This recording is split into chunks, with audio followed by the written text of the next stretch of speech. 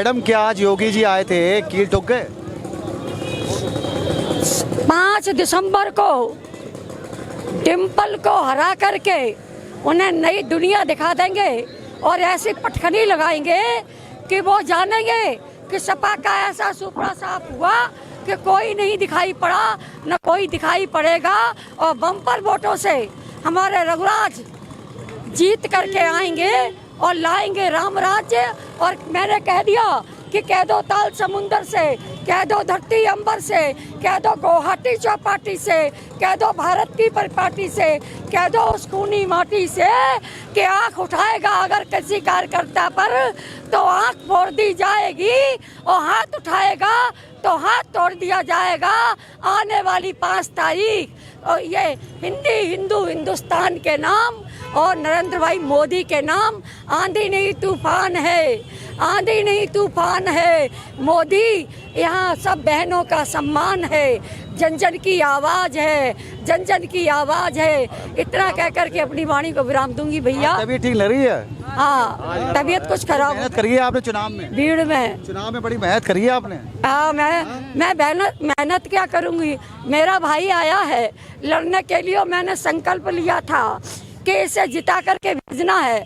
लोगों ने कहा बहन जी अगर यहाँ जिता दोगी तो क्या होगा।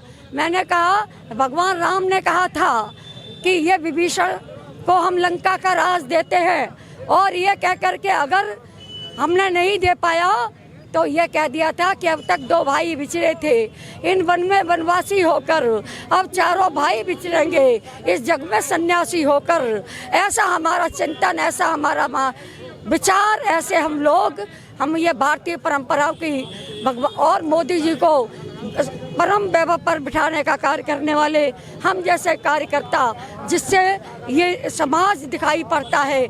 हर चमकदार बर्तन पात्र नहीं कहलाता, भड़कीले चित्रों का पोता शास्त्र नहीं कहलाता, और सिर ऊंचा करके चले न लोग जहाँ के, ऐसा कोई देश साथियों राष्ट्र नहीं कहलाता।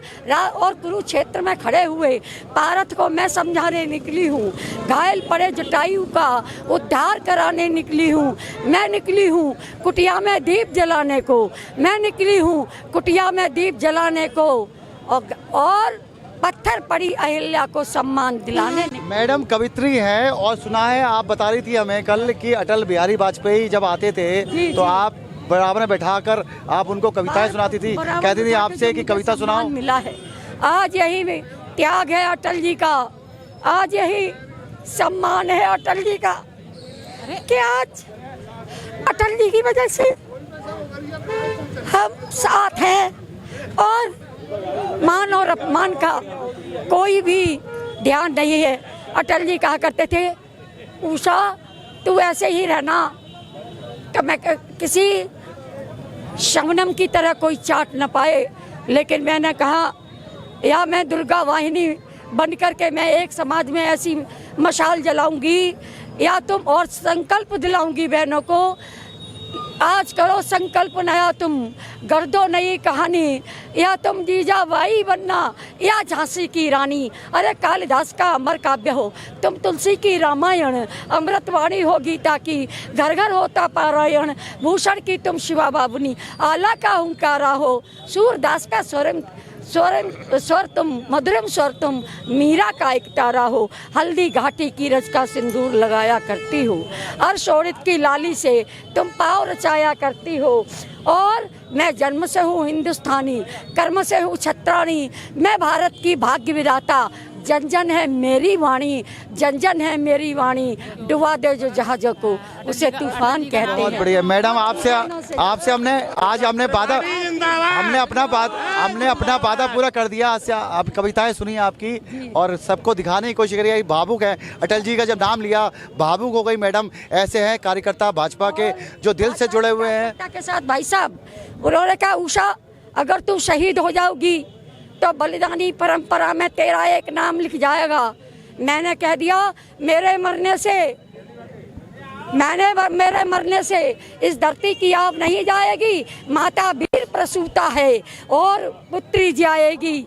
और मैं भारत की माटी को नमन करके आगे चली जाऊंगी और शीश झुका करके जन जन को और भारत की परिपाटी को एक संदेश दे जाऊंगी कि जिनके प्राणों करता, जिनके प्राणों से माता का अपमान हुआ करता है, उन्हीं शहीदों को हर युग का नमन हुआ करता है, हर युग का नमन करता है, हर युग का नमन हुआ करता है। देखते हैं क्या इतिहास बदलेगा। 8 तारीख को जब रिजल्ट आएगा, 5 को वोटिंग होगी, क्या इतिहास बदलेगा ये वक्त ही बताएगा। मैं आवाज इंडिया के लिए मैनपुरी से अमित वर्मा। हर छोटी बड़ी खबर के लिए चैनल को सब्सक्राइब करें और बेल आइकन दबाना ना भूलें।